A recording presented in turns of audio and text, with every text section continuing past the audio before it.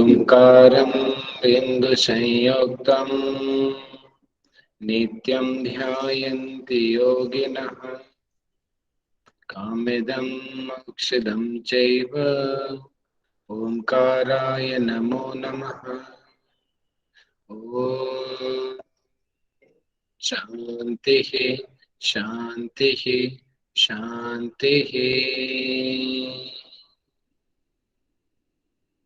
दोनों हाथों को मिलाएं, रब करें, अपनी आंखों पर लगाएं, धीरे साइकिल खोलें। सभी को नमस्ते, सदा रोग हस्ते। तो आज हम अपने हठयोग पर दीपिका का चतुर्थ उपदेश का लास्ट सेकंड लेक्चर करेंगे। इससे पिछले लेक्चर में हमने समाधि के बारे में पढ़ा था कि हठयोग पर दीपिका में समाधि के बारे में क्या बताया गया है कि वहां पे जैसे बताया कि जैसे पानी में नमक को मिल जाना, आत्मा और मन का मिल जाना, जीवात्मा परमात्मा का मिल जाना, चित्त और प्राण का मिल जाना, ये समाधि है। और राजयोग के पर्यायवाची शब्द हमने जाना था, समाधि, उन्मनि, मनोन्मनि, ठीक है। इस तरीके से काफी सारे वहां पे नाम दिए गए थे। तो उससे आगे का हम आज पढ़ते हैं। मेरी स्क्रीन सब लोगों को विजिबल है ना? Yes sir. ठीक है। तो लास्ट लेक्चर हमने किया था, उसमें हमने ये वाला श्लोक पढ़ा था कि सूर्य और जो चंद्र हैं वो दिन रात के क्रम को व्यतीत करते रहते हैं। अर्थात जो हमारी जो श्वास प्रश्वास है, अगर चंद्र सूर्य में ही चलती रहती है तो हमारी आयु कम होती रहती है। और जबकि अगर हम हमारा सुषुम्ना स्वर चलता है, ये साधना से ही संभव है, तो उससे हमारी जो है मृत्यु नहीं होती, अर्थात हमारी आयु वहीं के वहीं रुक जाती है। इसके आगे हम पढ़ते हैं श्लोक नंबर 18 में, चतुर्थ उपदेश में, कि द्वासप्तति सहस्त्राणि नाड़ी द्वारेण पंजरे सुष्मना संभवी शक्ति ही शेषा तवेव निरर्थक। इसका मतलब क्या है कि शरीर में 72,000 नाड़ी द्वार, 72,000 नाड़ी हैं। शिव संहिता में 3.5 लाख नाड़ी बताई गई है और हठयोग पर दीपिका में 72,000 नाड़ियां बताई गई। इससे पहले भी 72,000 नाड़ियां बताई गई थी। आप लोगों को याद है किस जगह पर बताई गई थी? सर सिद्धासन में। सिद्धासन में। बढ़िया। सिद्धासन में बताया गया था ना, द्वासप्तता सहस्त्राणी, वहां पे कि 72,000 नाड़ियों का शोधन होता है सिद्धासन करने से। तो यहाँ पर दोबारा से फिर 72,000 नाड़ियां बताई गई। उनमें परमात्मा की मुख्य शक्ति सुषुम्ना है। जैसे कि हम अन्य ग्रंथ देखते हैं, अन्य ग्रंथों में बताया गया है कि 72,000 नाड़ियां हैं। 72,000 नाड़ियों में 10 नाड़ी विशेष हैं। शिव संहिता बोलते 14 नाड़ी विशेष हैं।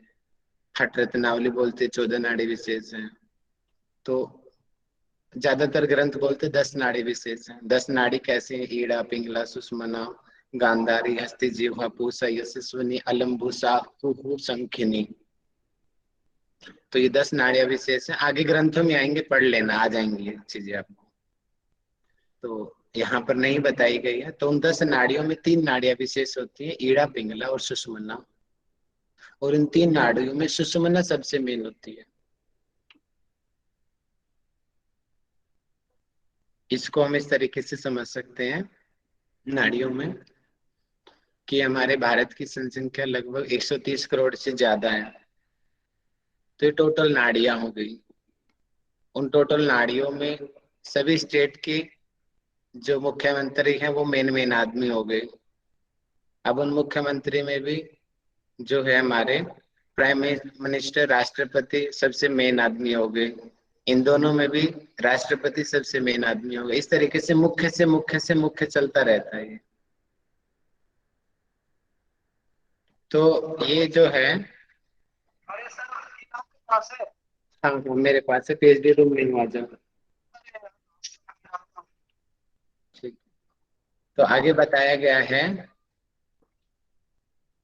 वायु परिचितो यस्माद् अग्निना सह कुंडलिनीं बोधयित्वा सुषुम्नायां प्रविशेत अनिरोधतः।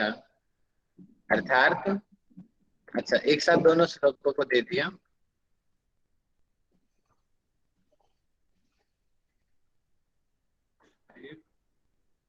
ओ एक पेज मिस है यहाँ पे, ये नहीं, एक पेज मिस है यहाँ पे शायद। कुछ पेजेस रिपीट है भैया, बाद में ना फिर से आता है वो आगे, एक 4-5 पेजेस छोड़ने के बाद फिर लाइन से अभी आता देख है। लेते हैं। 136 मिक्स है ना हमारा। 4 पेज मिस हुई। 136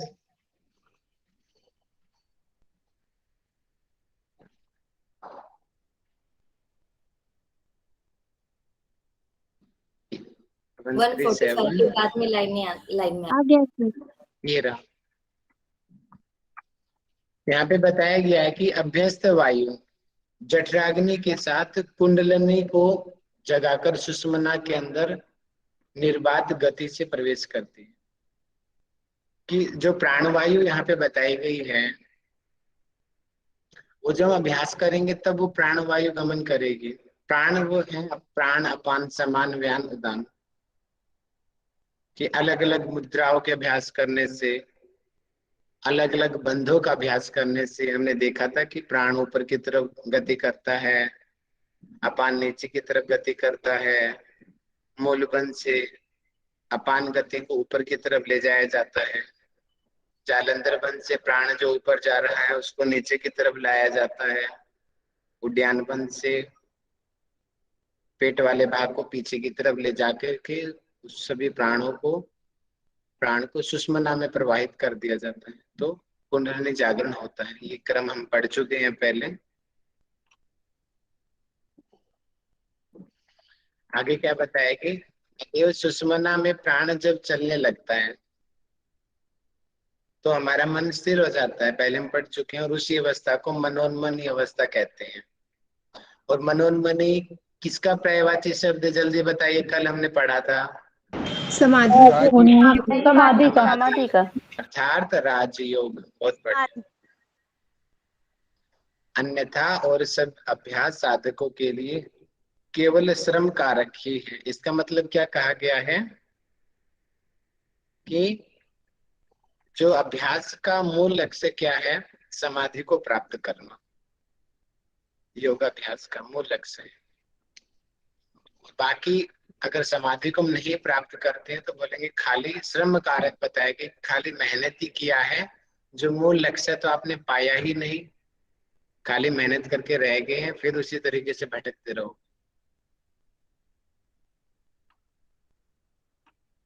आगे क्या बताया गया है कि पवनो बध्यते येन मनस्तेनैव बध्यते, मनस्य बध्यते येन पवनस्तेन बध्यते।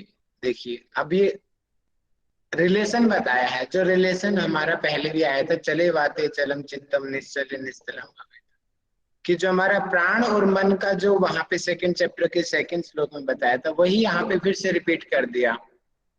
प्राण को वश में कर लिया, उसका मन अपने आप में ही वश में हो जाएगा।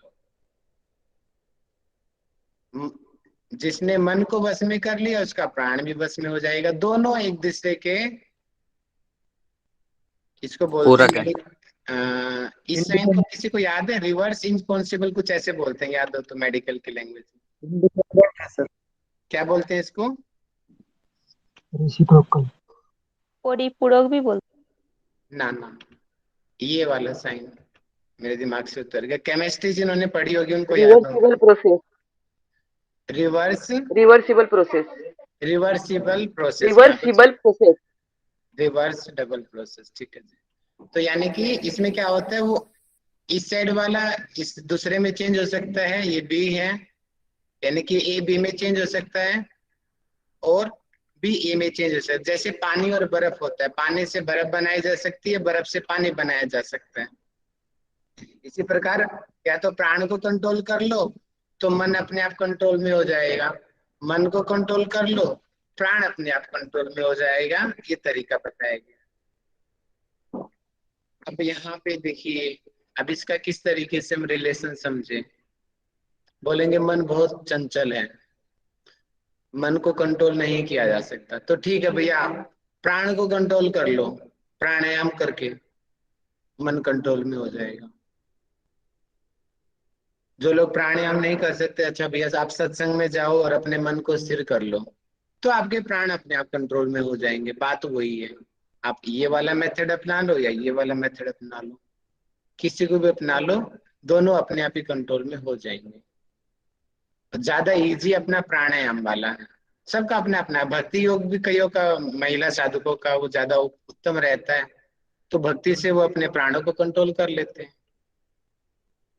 अपने मन को, क्योंकि मन कंट्रोल में आ जाता है। मन कंट्रोल आते ही प्राण अपने आप कंट्रोल में आ जाएगा। आगे क्या बताया कि चित्त की प्रवृत्ति में दो कारण है। अब देखिए, प्रवृत्ति मतलब कि उसके अंदर होने वाली गतिविधियां, परिवर्तन। पहला है वासना और दूसरा है प्राण। वासना और प्राण, वासना को हम समझते हैं पूर्व जन्म के संस्कार जो पहले से चले आ रहे हैं, कुछ ज्यादा तीव्र हैं, कुछ कम हैं। वो संस्कार अच्छे भी हो सकते हैं और वो संस्कार बुरे भी हो सकते हैं। दोनों प्रकार की वासनाएं हो सकती है। एक वासना है पढ़ने की वासना, एक वासना है सेवा की वासना, और वासना नेगेटिव पक्ष में भी बहुत होती है। तो वासना यानी कि जो तीव्र प्रभाव है किसी वृत्ति का, और वो पहले जन्म से, हमारे पहले संस्कारों से बनी हुई है। वो आप अच्छे कर्म करोगे तो आपकी अच्छी वासना बनेगी, आप बुरे कर्म बनोगे तो बुरी वासना बनेगी, है ना। भगवत गीता में भी आता है ना श्लोक 8वें अध्याय में कि अंत काल, इस तरीके से वो श्लोक है कि अंत काल में हम जिस चीज का स्मरण करते हैं, आगे आने वाले समय में हम वैसे ही बन जाते हैं। इसलिए अंत काल में वहां पे ओम का ध्यान और आज्ञा चक्र पे ध्यान बताया गया है कि जिस तरीके से हम उसका अगर वो करेंगे तो हम आगे वही बन जाएंगे। इसमें भरत मुनि की भी कहानी आती है, चलिए बाहर का टॉपिक हो गया। तो यहाँ पे हम वासना और प्राण, ये दो हम जान लेते हैं कि चित्त की प्रवृत्ति के दो कारण हैं, वासना और प्राण। इनमें से एक नष्ट हो जाए तो दोनों भी नष्ट हो जाएंगे। या तो वासना को नष्ट कर लो या प्राण को नष्ट कर लो। नष्ट करने का मतलब है कंट्रोल, कंट्रोल करना। इसका मतलब अब देखिए, अब पीछे हमने पढ़ा था कि प्राण का रिलेशन किसके साथ है? मन के साथ। मन के साथ है। और मेंटल प्राण का रिलेशन यहाँ पे वासना के साथ भी बता दिया। देखिए कि इनमें से एक को नष्ट हो जाए तो दूसरा भी नष्ट हो जाएगा। इसका मतलब दोनों आपस में संबंध है। इसका मतलब अगर हम प्राण को कंट्रोल कर ले खाली, तो हमारा मन भी कंट्रोल में हो जाएगा, और उसके साथ साथ में ये वासनाएं भी कंट्रोल में आ जाएंगी। इसका इसलिए तो प्राणायाम की इतनी ज्यादा महत्वता है। डायरेक्ट इनडायरेक्ट जो हम कोषों का अध्ययन करते हैं ना, अन्न में, प्राण में, मनो में, विज्ञान में, बोलते हैं एक कोष दूसरे कोष के साथ संबंध आनंद में। रखता है।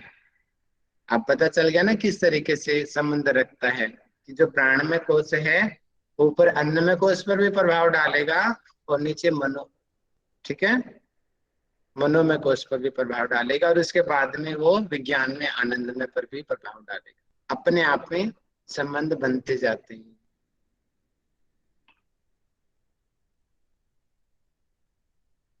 सर वासना का एक्चुअल क्या होता है? हाँ जी, वासना का एक्चुअल में अर्थ क्या होता है? वासना का जहां तक मैं समझ पाया हूँ, मैं अपने अनुभव से बताता हूँ, ऐसे पर्टिकुलर मैंने देखा नहीं है। वासना का अर्थ होना चाहिए तीव्र प्रभाव किसी वृत्ति का। ऐसे मेरे एक्सपीरियंस के हिसाब से मैं बता रहा हूँ कि किसी वृत्ति का तीव्र प्रभाव वासना है। वो अच्छा भी मतलब है, ऐसा कह हो सकते सकता है, हैं बुरा तो भी हो सकता राहुल सर, जी, वासनाओं को इच्छाएं भी बोल सकते हैं क्या? है। हाँ जी, हाँ जी, हाँ जी, इच्छा मतलब भी हो किसी सकती विशेष चीज के प्रति हमारा विशेष लगाव या फिर इच्छा, ऐसा करके है। वही तो हो लगाव। गया तीव्र प्रभाव किसी वृत्ति का, वही तो मैं कह रहा हूँ।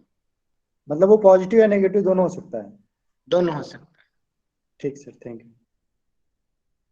हम ऐसे ध्यान में वृत्ति उठी, घर बार छोड़ के चले गए, वो पॉजिटिव थी, वो पॉजिटिव वासना थी। घर बार को छोड़ दिया और अध्यात्म के मार्ग पे निकल गए। और जो आजकल हो रहा है, आतंकवादी बन रहे हैं, रेप हो रहे हैं, ये भी तो वासना, नेगेटिव वासना है भैया। ये वासना तो है। अब आप लोगों में भी सब में अच्छी बुरी सब में होती है। प्राणायाम करो, अपने आप ही कंट्रोल में आ जाएंगी ये चीजें। जहां मन लीन होता है वहीं प्राण भी लीन होता है। अब मन और प्राण दोनों आपस में संबंधित हैं। जहां प्राण लीन होता है वहीं मन लीन होता है। दोनों में से एक को कंट्रोल कर लो, दूसरा अपने आप में ही कंट्रोल में आ जाएगा। It is the formula to control our mind. How can we control our mind? Control your breath, control your inhale and exhale. You can automatic control your mind. अब देखिए एग्जाम्पल दिया गया है आगे नीचे। दूध और पानी के सम्मिश्रण की तरह, जैसे दूध होता है ना भैया, दूध में बड़ा घपला करते हैं। क्यों घपला होता है? पता ही नहीं चलता पानी है क्या नहीं है। बहुत सूक्ष्म दृष्टि वाला होगा, वो लोग देख के बता देते हैं भैया इसमें पानी मिला हुआ है। सामान्य लोगों को पता ही नहीं चलता। जो शहर में है उन लोगों को पता ही नहीं होता कि एक्चुअल दूध क्या है। और उनको एक्चुअल दूध पिला भी दिया जाता है तो उनको 10 लग जाते हैं। ये भी फैक्ट है। गांव वाले एक नजर में बता देंगे ये दूध असली है, ये दूध नकली है, ये घी असली है, ये घी नकली है, क्योंकि उनको अभ्यास है उस चीज का। लेकिन सामान्य तो लोग नहीं बता पाते। तो दूध और पानी के सम्मिश्रण की तरह चित्त और प्राण दोनों के दोनों एक है, समान मिश्रण वाले हैं, मतलब कि मिल जाएंगे, पता नहीं चलेगा। जैसे दूध और पानी का नहीं पता चला, उसी प्रकार चित्त और प्राण मिल जाएंगे, नहीं पता चलेगा। दोनों एक जैसे कर्म है उनके। जहां प्राण की प्रवृत्ति होगी वहीं मन की प्रवृत्ति होगी। प्राण अगर चंचल है तो मन भी आपका चंचल हो जाएगा। प्राण आपका स्थिर है तो मन भी स्थिर हो जाएगा। जहां मन की प्रवृत्ति होगी वहीं प्राण की प्रवृत्ति होगी। देखो दोनों अपोजिट होंगे एक दूसरे के, नहीं सॉरी, जैसा वो एक होगा दूसरा भी वैसा ही होगा, सेम।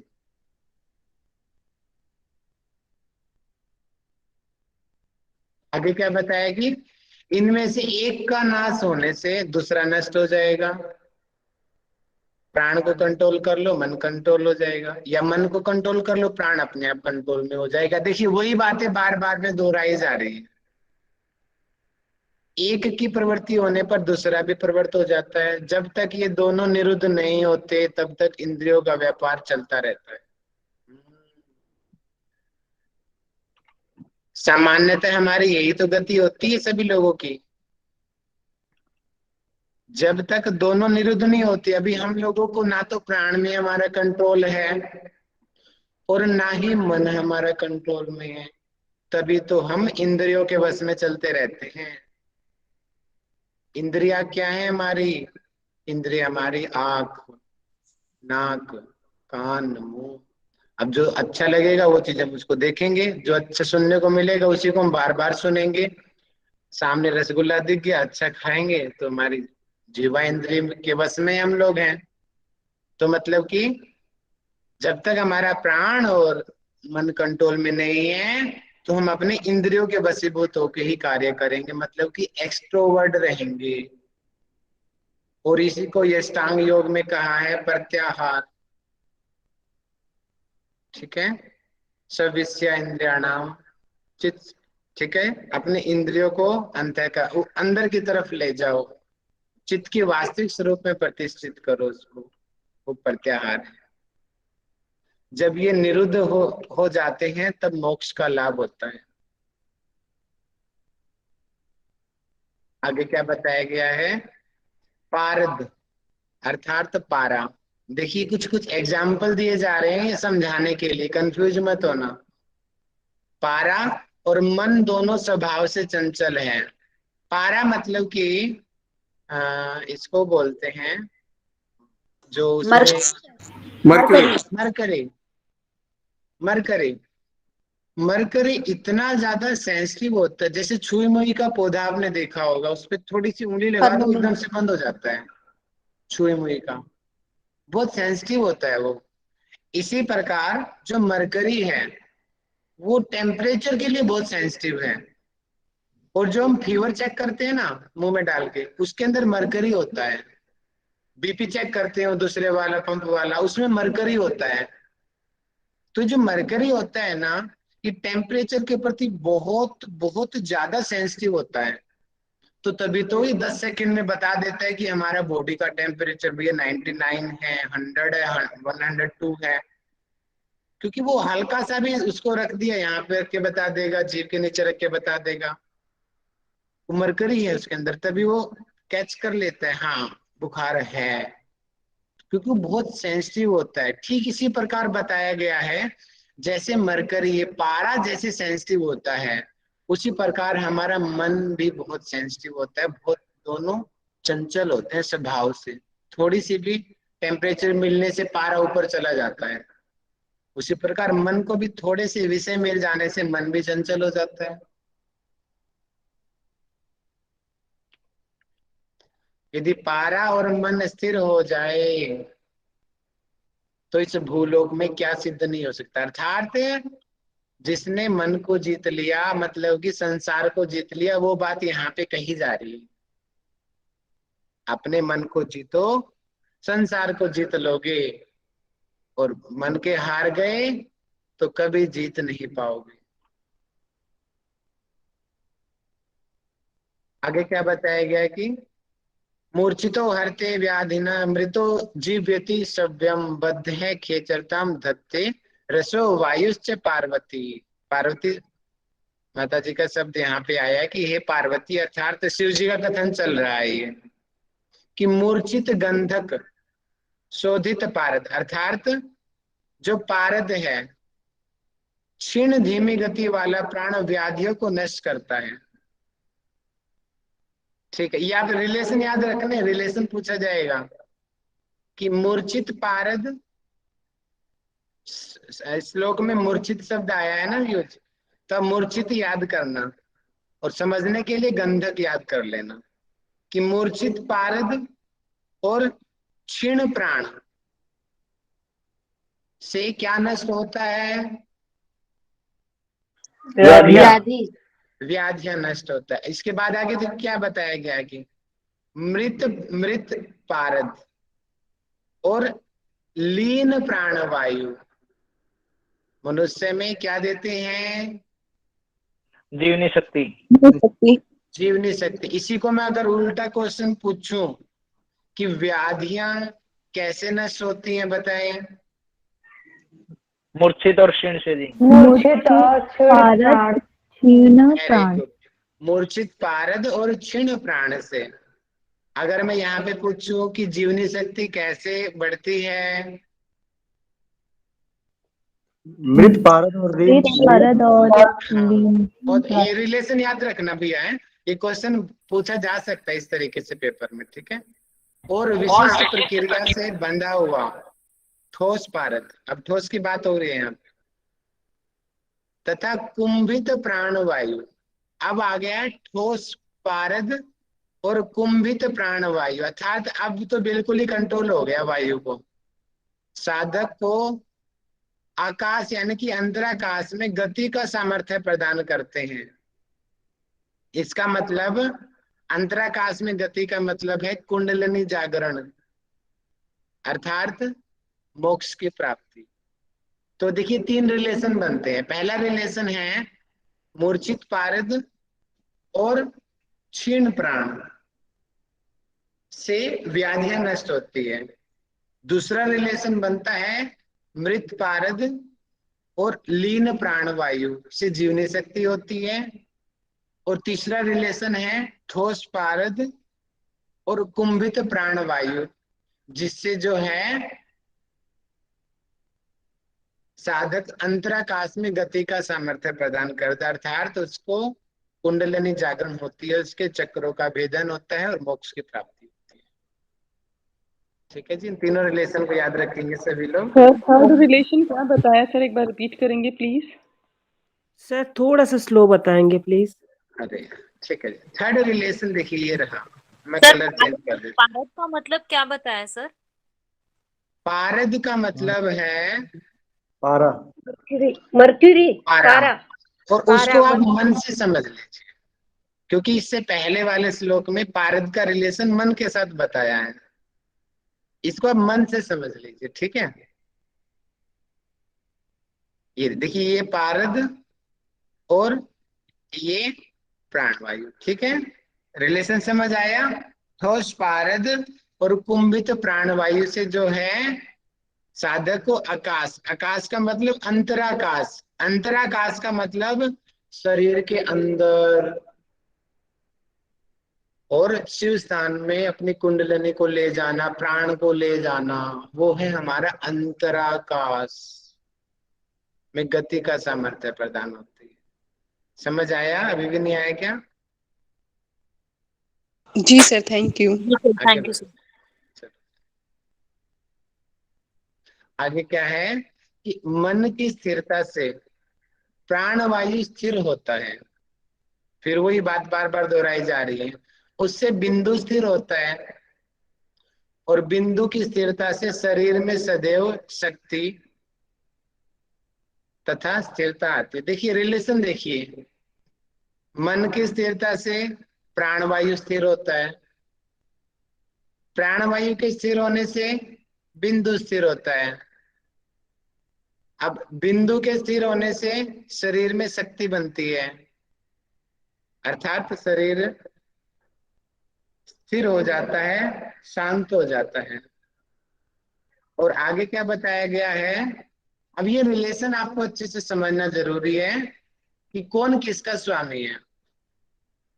कि इंद्रियाणाम मनोनाथो मनोनाथस्तु मारुत, मारुतस्य लयो नाथः शैलयो नादमाश्रितः, अर्थात इंद्रिया मन के ऊपर आश्रित है, मनोनाथस्तु मारुत, मन मारुत अर्थात वायु पर आश्रित है, मारुत तो लयोनाथ है, वायु लय पर, ठीक है, और लय नाथ पर, और नाथ किसी पर भी आश्रित नहीं है।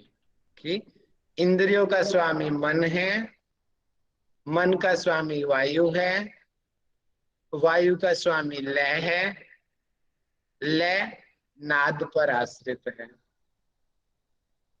ओके जी, ये रिलेशन याद रखना, ये क्रम पेपर में पूछा जा सकता है। हमारे इस पेपर में हमेशा क्रम ही आता है, आगे पीछे करके लिख देंगे।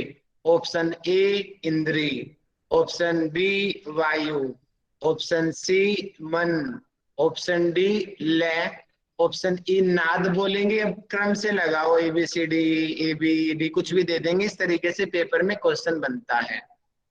ठीक है जी। सर आगे इसके अकॉर्डिंग हाँ जैसे जी, इंद्रियों का स्वामी मन है, मन का स्वामी वायु, तो मन का स्वामी जब वायु है तो मन, सॉरी सर, मन पहले कैसे बैलेंस हो जाएगा? मतलब हमेशा तो प्राणायाम के अंडर में ही आएगा ना मन, मतलब प्राणायाम के बैलेंस होने के बाद मन बैलेंस होगा। लेकिन पिछले देखा गया कि मतलब या तो मन पहले हो जाए या तो प्राण पहले हो जाए, दोनों एक दूसरे के लिए मतलब इंडिपेंडेंट हो गया था। अच्छा आप ये कह रहे हो, लेकिन बात आप बिल्कुल ठीक कह रहे, दोनों एक दूसरे के इक्वल एंड अपोजिट है ना, आप यही कह रहे हो ना, वो जी इनका जी संबंध बताया है। सर, आप गुरु हैं, हम मतलब शिष्य हैं, तो हम आपको कैसे कंट्रोल कर सकते हैं? अच्छा, ये आप इस तरीके से कह रहे हो, लेकिन हाँ शिष्य भी गुरु को कंट्रोल कर लेता है। भैया मेरे बहुत सारे शिष्य हैं जो मुझ हाँ। पे दादागिरी करते हैं और मेरे को अपने आप ही कंट्रोल कर लेते हैं। अच्छा हमारे दोस्त हैं जो, हमारे दोस्त नहीं हमारे गुरु हैं। तो ठीक ऐसा ठीक। पॉसिबल है, भक्त भगवान को बांध लेते हैं। जी जी भगवान अपने आप बन जाते हैं अगर भक्तों के अंदर श्रद्धा है तो, वो शक्ति है तो। ठीक है, सर। Okay sir. सर यहाँ पे इंग्लिश में दिया है ऐसे लिखकर कि mind is the ruler of the senses, prana is the ruler of the mind. हाँ, फिर रूलर मतलब वही तो मैडम, रूलर मीन्स स्वामी, हाँ incharge. Okay okay, sir, yes sir. शायद आपकी हिंदी थोड़ा कमजोर है इसलिए स्वामी को आप समझ नहीं पाए। ठीक है कि वह लय मत मतांतर में मोक्ष नाम से कही जाने वाली वस्तु हो या न हो, किंतु यह सत्य है कि मन और ये आराम से पढ़ लेंगे, वही वही बातें बार बार आ रही है, मुझे भी बोर सा लग रहा है पढ़ाते हुए। जिनका श्वास प्रश्वास निरुद्ध हो गया है और विषयों का ग्रहण बंद हो गया है, ऐसे चेष्टा रहित और विकारी साधक को लय की प्राप्ति होता है। ये क्वेश्चन बन सकता है पेपर में कि किन साधकों को लय की प्राप्ति होती है। ऑप्शन में दिया जा सकता है, ऑप्शन ए कि जिसका श्वास प्रश्वास निरुद्ध हो गया है, ऑप्शन बी जिसका विषयों का ग्रहण बंद हो गया है, ऑप्शन सी चेष्टाएं बंद हो गई हैं, ऑप्शन ए जो विकार रहित हो गई है, option A all of the. क्या आंसर आएगा इसका? All of them. All of the वो। और पेपर में कुछ भी एक एक्स्ट्रा डाल दिया, बोलेंगे बताओ कि कौन सा नहीं है, तो उस एक्स्ट्रा को पहचान लेना। ये याद होंगे तो वो अलग से अपने आप ही आपको समझ आ जाएगा। इस तरीके से हमारे पेपर में क्वेश्चंस बनते हैं, इतने गहराई के क्वेश्चन बनते हैं। तो मैं आपको समझा रहा हूँ, बार बार ये चीजें नहीं समझाई जाएंगी, समझ जाइए कि किस लेवल के हमारे पेपर में क्वेश्चंस बनते हैं। पेपर से पढ़ोगे ना आप समझ जाओगे भैया इस लेवल के क्वेश्चन आते हैं पेपर में। सर पूछना था, घेरण संहिता में 6 प्रकार की समाधि दी है, तो हठ प्रदीपिका में एक ही प्रकार की समाधि है क्या? ये समाधि के प्रकार यहाँ पर बताए ही नहीं गए। अच्छा, इसका मतलब एक ही आप तो सिर्फ समझिए, समाधि। हाँ, वहां एक पर ही 6 प्रकार बता दिए, 6 प्रकार है। नाद रस। हाँ, ठीक है, हाँ, ओके हाँ, ओके। आगे हम बढ़ते हैं कि जिनके सभी संकल्प नष्ट हो गए, सभी प्रकार की चेष्टाएं समाप्त हो गई, ऐसी साधकों में एक लय की उत्पत्ति होती है जिसका अनुभव तो किया जा सकता है, वर्णन नहीं। इसका मतलब वही आ गया ना कि बोलते हैं ना कि हमें परमात्मा के साक्षात्कार हो गए, परमात्मा के साक्षात्कार हो गए। हम बताएं कैसे उन चीजों को? बोलते हैं ना कि हमें आपसे प्यार है, लेकिन बताएं कैसे कितना प्यार है? कुछ चीजें बताई नहीं जा सकती। मैंने रसगुल्ला खा लिया, कितना मीठा कैसे बताऊं भैया? खाओगे तभी पता चलेगा कितना मीठा है। वही यहाँ पे कही गई है कि लय में आप स्थित हो चुके हो। अब उसका वर्णन कैसे करते हैं हम? किया नहीं जा सकती वो चीजें, वो अनुभव के विषय है ये चीजें। जहां मन एकाग्र हो वही उसका लय होता है। अर्थात मन को कंट्रोल करना बहुत बहुत जरूरी है। और मन को कंट्रोल करने के लिए, क्योंकि मन का स्वामी प्राण है, प्राण को कंट्रोल कर लो, मन अपने आप ही कंट्रोल में आ जाएगा। वहीं पर लय स्थान पर मस्तिष्क और जीव मात्र में शाश्वत शक्ति दोनों उस ब्रह्म में विलीन हो जाते हैं। इसलिए मन को ऊपर सबसे ज्यादा जोर दिया जाता है, first control your mind, then you can control anything. अभी क्या कहा गया है कि बहुत लोग लय लय तो कहते हैं, किंतु लय का लक्षण क्या है ये नहीं जानते। अब वो सुनो, लय का लक्षण क्या है? क्या बताया गया कि विषय की विस्मृति ही लय है। विस्मृति का मतलब, अब पहले तो स्मृति का मतलब समझिए। स्मृति बताओ, स्मृति होती क्या है? याद। याददाश्त। जो पुराने चीजों को इकट्ठा करते हैं।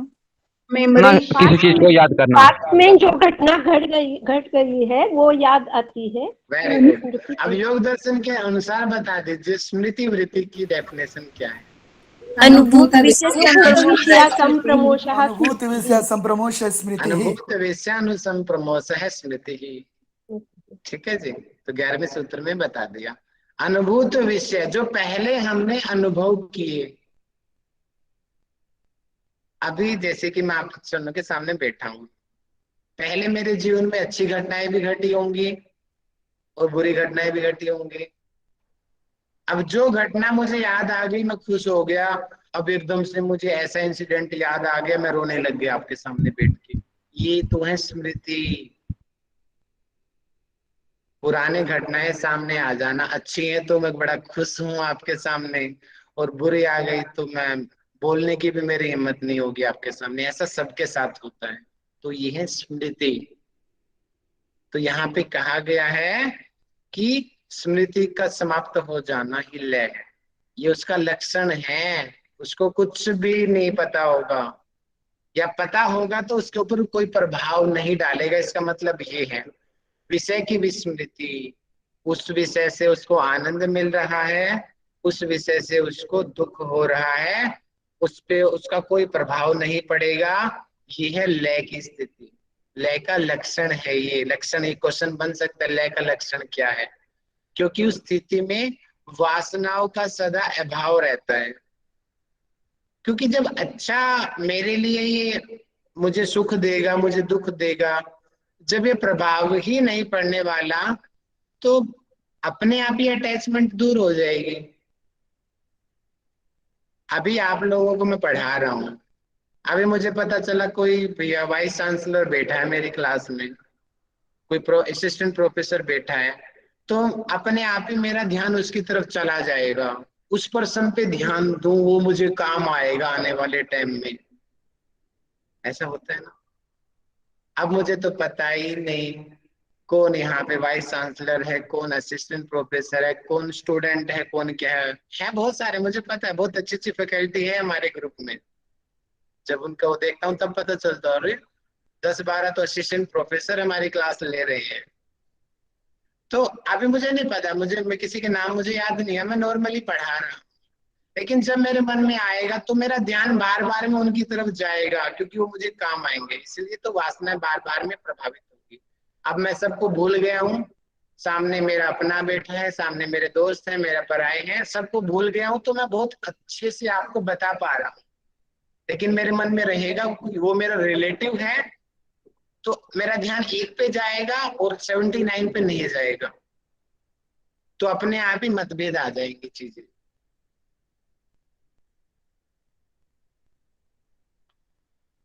ठीक है जी। यहाँ पे इसी चीज को बताया कि विषय की विस्मृति ही लय है, क्योंकि उस स्थिति में वासनाओं का हमेशा ही अभाव रहता है। वासनाएं मतलब कि कोई अटैचमेंट। ठीक है। वेद शास्त्र और पुराण आदि सामान्य गणिका के समान है। ये थोड़ा सा इन्होंने कुछ ज्यादा ही बात कह दी है इन्होंने अपनी उस बात को रखने के लिए, वैसा ऐसा है नहीं है, लेकिन खाली एग्जाम्पल देने के लिए बताया है इन्होंने सामान्य स्तर के लिए, क्योंकि वेदों को तो कोई सामान्य कह ही नहीं सकता, लेकिन खाली इन्होंने फिजिकल लेवल पे कही है ये बातें। वेद शास्त्र पुराण आने सामान्य गणिका, सामान्य गणिका किसको बोलते हैं? इसको एग्जाम्पल लिया जाता है वेश्या की तरह।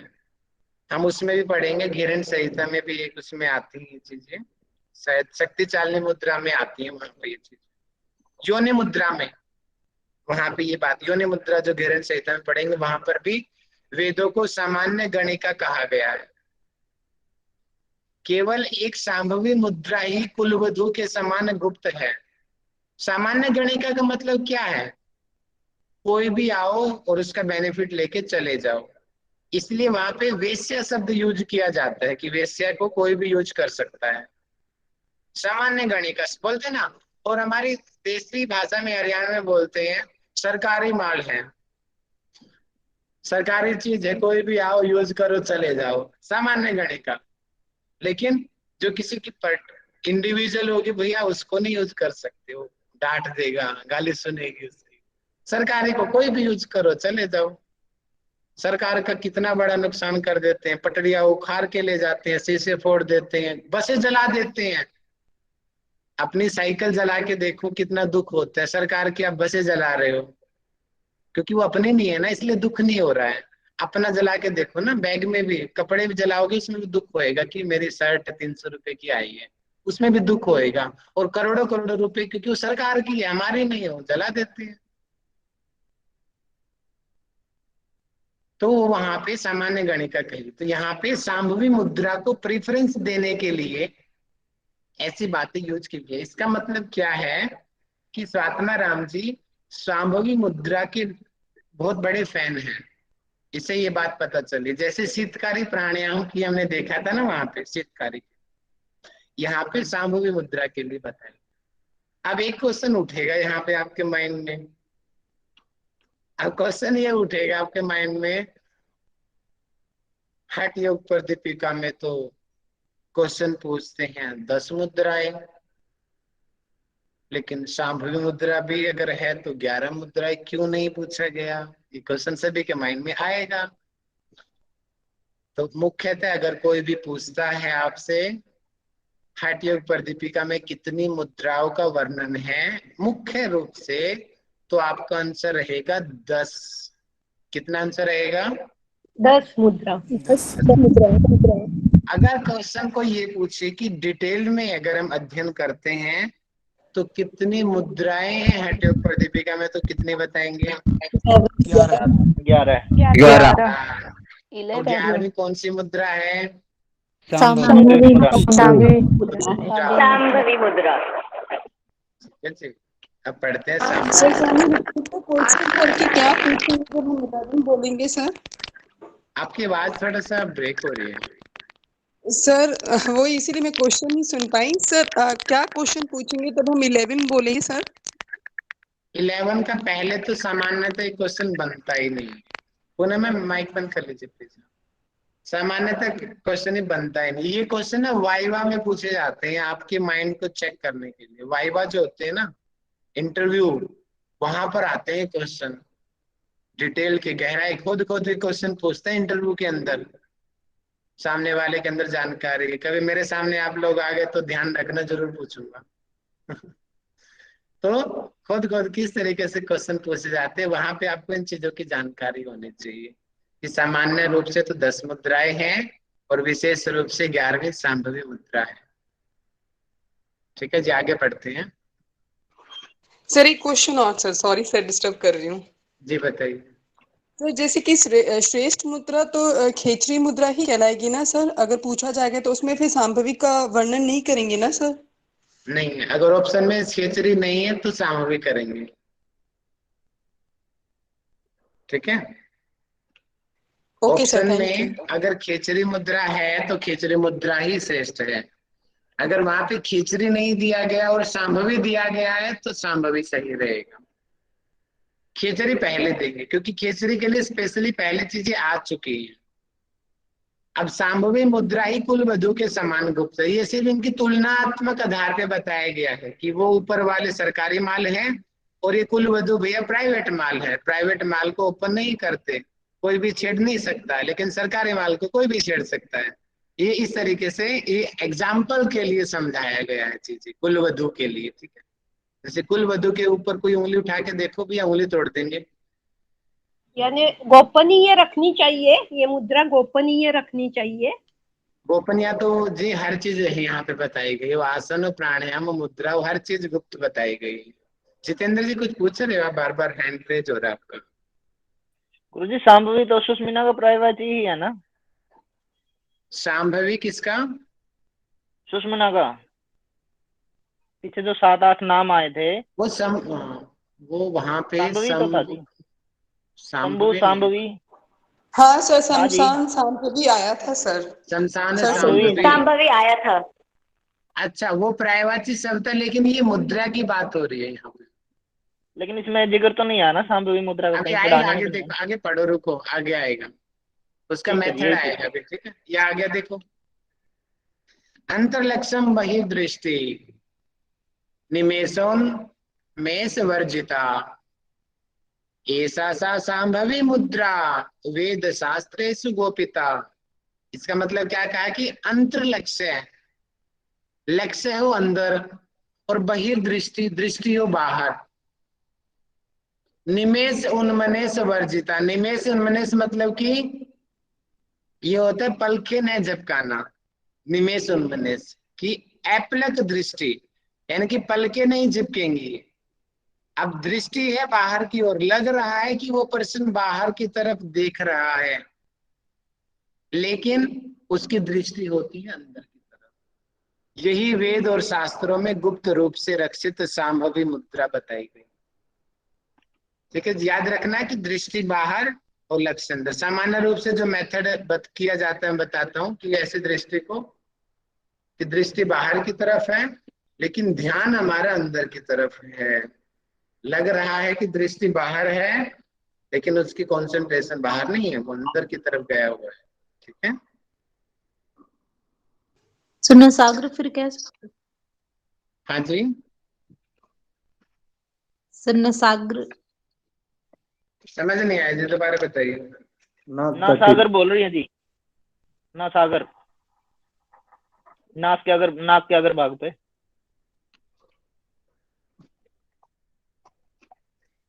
एक मिनट दोबारा। नासा अग्र। अरे अच्छा, नासाग्र।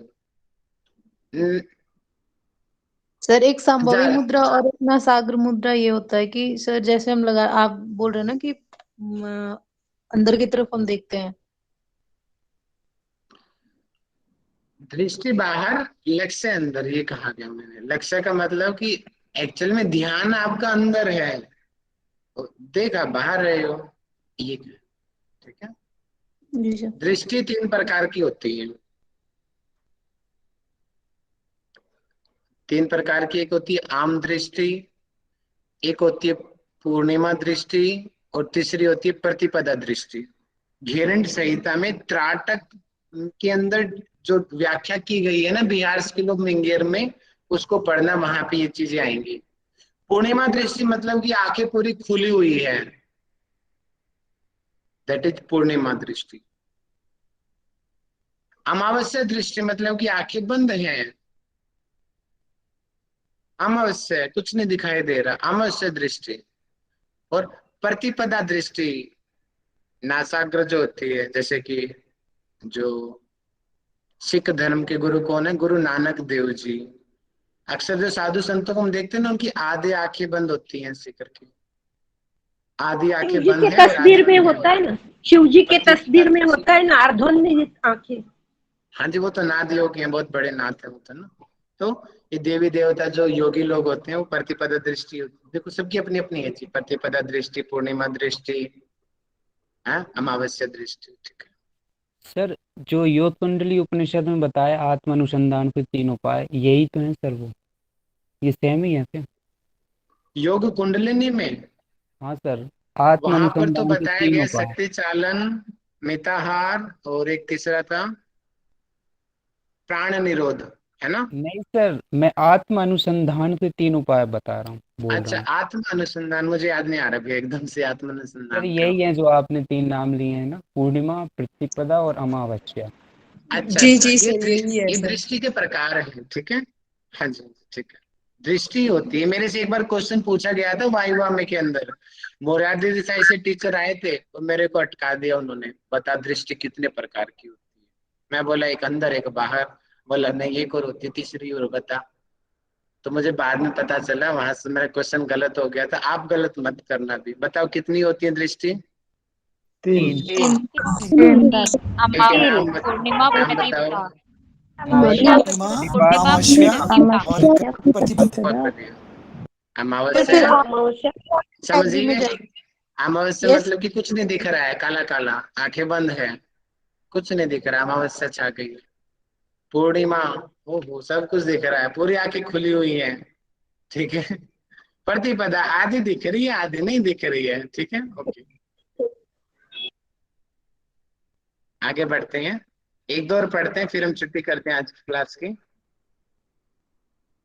योगी जब अंतर्लक्ष्य होकर चित्त और प्राण को लीन करके रहता है तब एकाटक स्थिर दृष्टि से बाहर और नीचे देखते हुए भी नहीं देखता। मतलब कि हमें लगता है कि वो बाहर देख रहा है लेकिन वो देख नहीं रहा होता, क्योंकि उसका कंसंट्रेशन तो अंदर है। तब वह सांभवी मुद्रा होती है। ये सांभवी मुद्रा का मेथड चल रहा है जो गुरु की कृपा से मिलती है। शून्य और अशून्य से विलक्षण वह परमात्म विषयक शंभु तत्व अर्थात स्वयं भगवान शिव तक तब प्रकाशित होते हैं। अर्थात हमारा सहस्त्रार चक्र जागृत होता है, या फिर आप लगा लीजिए हमारे कुंडलिनी शक्ति जो है शिव स्थान यानी कि जो हमारे सिर पर है वहां पे पहुंच जाती है। प्रकाशित होने का मतलब वही है, हमारे समस्त चक्र जागृत हो गए हैं।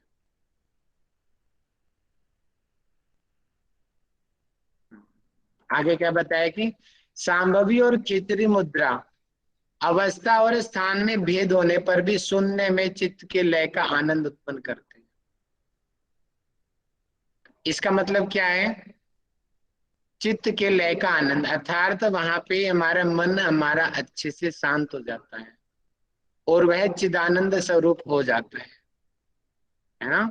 शिवोहम एक भजन भी बना हुआ है इसके ऊपर कि मैं ही शिव हूँ। पूरी तरीके से खो जाते हैं उस भजन में, जब सुनोगे तो आप देखना अच्छे से सुनो। कैलाश खेर का जी। हाँ जी, हाँ जी, वो बहुत बढ़िया। चिदानंद रूप शिवोहम शिवोहम वो है क्या? हाँ जी, आद्य बहुत बढ़िया, शंकराचार्य जी बहुत का? बढ़िया। सुन लेंगे निरंजनानंद लास्ट जी में। स्वामी जी का है सर, मूंगी स्कूल का। बहुत आद्य बढ़िया जी। शंकराचार्य जी का। चलिए सुनेंगे। मुझे कौन, गौरी जी सुनाती हैं शायद, है ना? गौरी जी आप ही है ना वो हमारे सिंगर? मुझे याद थोड़ा थोड़ा आ रहा है। गौरी जी हैं, कोई और थी? महर्षि यूनिवर्सिटी की। लास्ट में सुनेंगे आपसे भजन, ठीक है? आज याद कर लेना, या कोई और जिसको अच्छा हो एक सुन लेंगे, फिर हम क्लास ओवर करेंगे। एक दो श्लोक और पढ़ लेते हैं हम। दृष्टि को अंतर ज्योति में लगाकर, भ्रिकुटी को थोड़ा ऊपर उठाकर, तब मन को पूर्व वर्णित योग क्रम का ध्यान करने से शीघ्र ही उन्मनी अवस्था प्राप्त। ये उन्मनी अवस्था को प्राप्त करने का तरीका बताया गया है कि दृष्टि को अंदर की तरफ लगा करके, भ्रिकुटी को थोड़ा सा ऊपर की तरफ उठा करके और मन में पूर्ववर्ती योग क्रम का ध्यान करने से। ठीक है जी। सांभवी मुद्रा की जो विधि मैंने बताई थी ना, बाहर की तरफ ऐसे दृष्टि ऊपर की तरफ दिखती है हमें। कोई आगम के जाल में, कोई निगम के कोलाहल में तथा कोई तर्क वितर्क में पढ़कर विमुग्ध हो जाता है। आगम क्या होता है? आगम का अर्थ होता है फ्यूचर। और निगम क्या होता है? निगम होते हैं, हमारी क्लास में भी एक निगम है। निगम का अर्थ होता है वेद, शास्त्र, शास्त्रों की बातों में आकर, तथा कोई तर्क वितर्क में पढ़कर विमुग्ध हो जाते हैं किंतु मुक्तिदायक उन्मनी कला को नहीं जान पाते। यानी कि बहुत शास्त्रों का ज्ञान तो है, वेदों का ज्ञान तो है, लेकिन प्रैक्टिकल नहीं है। जो मैंने कल आपको बताया था, विद्वान तो बन गए लेकिन साधक नहीं बने। योग को पढ़ तो सब लोगों ने लिया, कर्म योग ये है, ज्ञान योग क्या है, अब उनको जीवन में अप्लाई कौन कितने लोग कर रहे हैं? कौन वास्तव में सेवा कर रहा है, कौन सिर्फ बिजनेस के लिए पढ़ाई कर रहा है? वो साधक और विद्वान में अंतर आ जाएगा।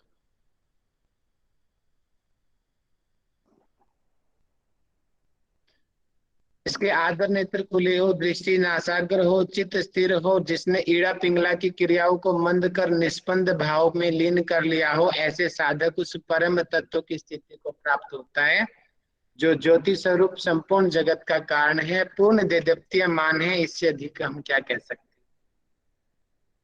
हाँ, ये लास्ट श्लोक है आज का। आत्मचिंतन पिंगला के क्रियाशील रहने पर नहीं होता, नहीं कि ईड़ा के क्रियाशील। मतलब क्या कहा गया? आत्मचिंतन का मतलब कि उस परम तत्व का ध्यान, परम शक्ति का ध्यान। पिंगला यानी कि ये जो हमारे स्वर चल रहे हैं ना, ईड़ा और पिंगला, पिंगला का मतलब सिंपैथेटिक एक्टिविटी, ईड़ा का मतलब पैरासिम्पैथेटिक एक्टिविटी। जब तक हम इन्हीं में चीजों में रहेंगे तब तक हम आत्मचिंतन नहीं कर सकते। परंतु जब ईड़ा पिंगड़ा के निरुद्ध हो रहने पर, जब हमारा सुषुम्ना जागृत होती है, तब हमारा ध्यान लगता है, समाधि लगती है, तो आत्मचिंतन होगा। आत्मचिंतन का अर्थ सामान्य रूप से स्वाध्याय भी समझा जाता है, और समाधि आप समझिए तो ज्यादा उत्तम रहेगा। और अब खिचड़ी मुद्रा आई है भैया, अब मैं नहीं पढ़ाऊंगा खिचड़ी मुद्रा। आने वाले 15-20 श्लोक अपने आप पढ़ना। सर एक प्रश्न है।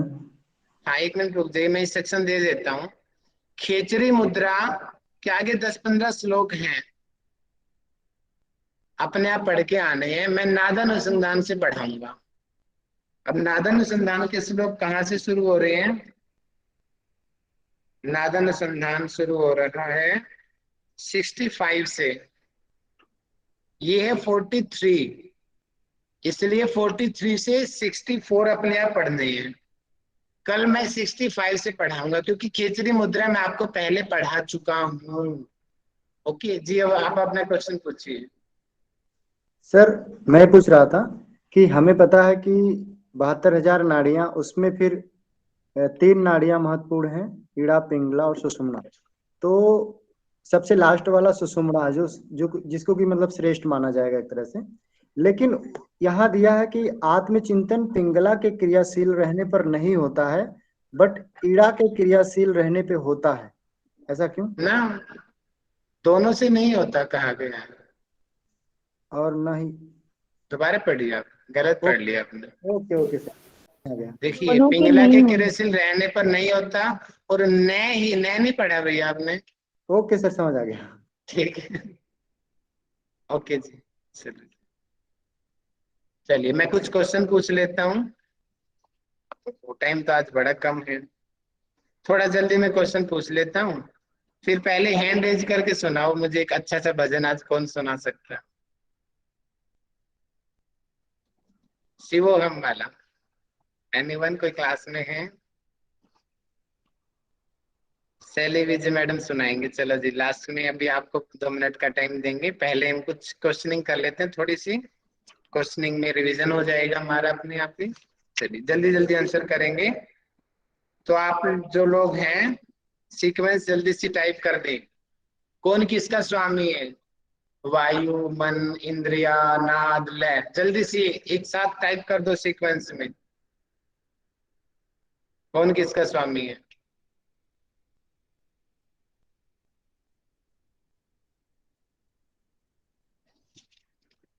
वेरी गुड, रितिका जी ने टाइप किया है, अमित जी ने टाइप किया है, राधिका जी ने टाइप कर दिया है, प्रेरणा वर्मा जी ने टाइप कर दिया है। चलिए प्रेरणा जी से मैं पूछना चाहूंगा। जी प्रेरणा जी बताएंगे। इंद्रिय का स्वामी मन होता है, मन का स्वामी वायु होता है, वायु का स्वामी लय, लय का स्वामी नाद पर आधारित है। बहुत बढ़िया, बहुत बढ़िया। बाकी सभी लोग बहुत अच्छा मैसेज कर रहे हैं, वेरी गुड। अब हमने जो पढ़ा था, हमने मूर्छित नाद, मंद नाद, ठोस, पारद, प्राण, ये 3 रिलेशन आए थे वहां पे। इन 3 रिलेशनों को जल्दी से टाइप कर दीजिए, कम ऑन, जल्दी से टाइप कर दीजिए। प्रेरणा जी अपना माइक बंद कर लीजिए।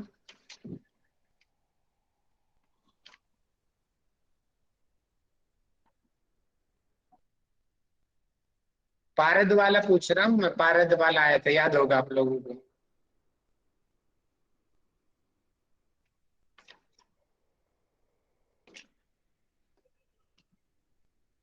लक्ष्मी जी ने टाइप कर दिया है, वेरी गुड। मूर्छित पारद, मृत पारद, लेकिन आधा टाइप किया इन्होंने, तो पूरा टाइप करो जी, पूरा टाइप करो।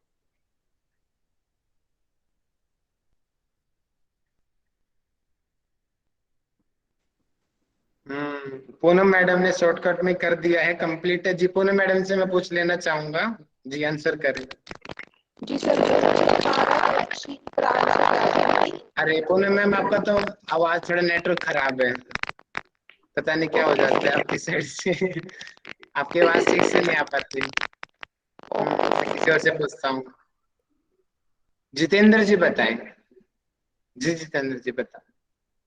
जी गुरु जी। जी मूर्छित बताइए। पारद और क्षीण प्राण और मृत पारद और लीन प्राणवायु। आगे बेनिफिट तो बताओ, रिलेशन से क्या होगा फिर? इससे जी साधक को अंतरिक्ष में आकाश में गति करता है जी, यही है। किससे? किससे? 3 है, किससे?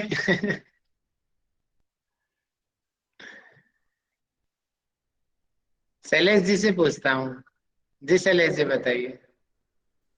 सर इसमें मूर्छित पारद और क्षीण प्राण से व्याधियों को नष्ट करता है। मृत पारद और लीन प्राणवायु से मनुष्य में जीवनी शक्ति आता है। विशिष्ट प्रक्रिया से बधा हुआ ठोस पारद और कुंभित प्राणवायु साधक को आकाश में गति का सामर्थ्य प्रदान करता है। बहुत सुंदर, बहुत बढ़िया, परफेक्ट आपने बताया। जितेंद्र जी थोड़ा याद तो था, कंफ्यूज हो गए। अच्छा, आप मुझे मैसेज करेंगे चित्त की प्रवृत्ति में 2 कारण हैं, कौन से हैं 2 कारण? जल्दी से मैसेज करें। बहुत बढ़िया, सोनिया जी, नीलू जी, हिमांशी जी, आयुषी जी। जी आयुषी जी से मैं पूछना चाहूंगा, बताएंगे माइक खोल के। सर वासना और प्राण। बहुत बढ़िया आपने बताया। और प्राण का रिलेशन किसके साथ में है, जल्दी से बताइए, किसका पूरक है प्राण? शिखा जी, प्राण और मन का कंसेप्ट थोड़ा सा 2 लाइन में समझा दीजिए सभी लोगों को।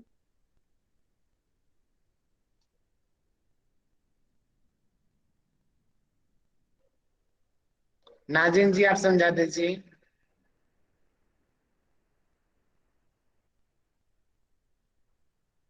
नहीं जा रही आवाज। हाँ नाजिन जी। तो अगर हमने ब्रेथ को कंट्रोल किया तो हमारा मन भी कंट्रोल होता है, और अगर मन को कंट्रोल किया तो ब्रेथ भी कंट्रोल हो जाता है। बहुत बढ़िया, बहुत बढ़िया। 2 चीजें बहुत ज्यादा सेंसिटिव है, क्रियाशील है, वो 2 चीजें कौन सी हैं? यहाँ पे बताई गई एग्जाम्पल के साथ।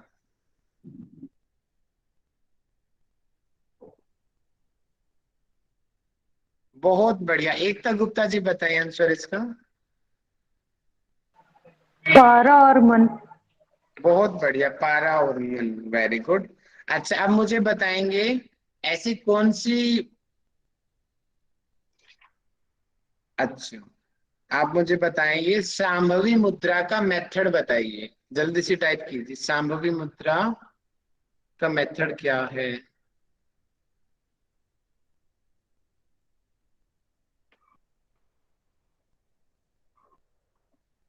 कमॉन कमॉन, सांभवी मुद्रा का मेथड जल्दी से टाइप करो भैया, बहुत टाइम लगाते हो।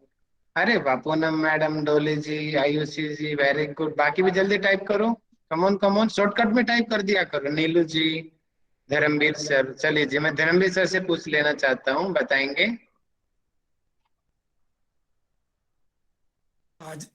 जी सर।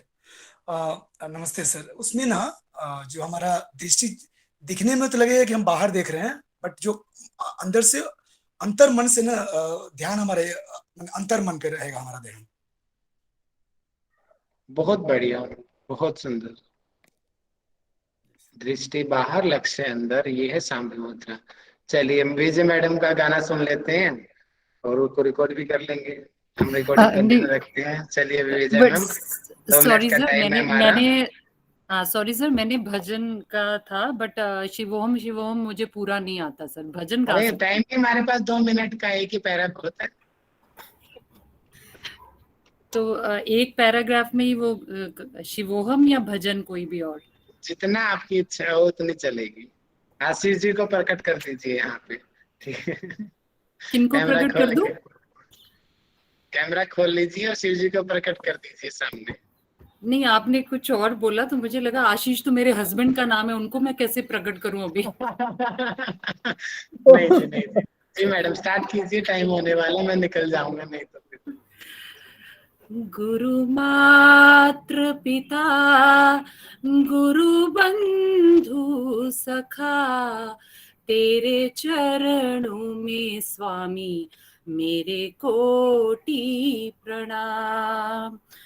गुरु मातृ पिता गुरु बंधु सखा, तेरे चरणों में स्वामी मेरे कोटि प्रणाम।